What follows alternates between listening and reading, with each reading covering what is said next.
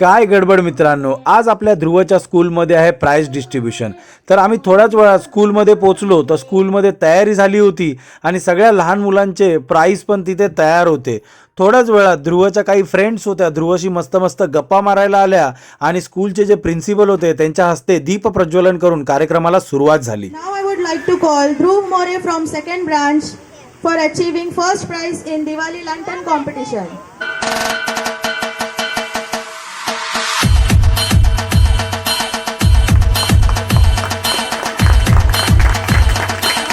Dhruv More for second prize in running race and Durva Dhivar for third.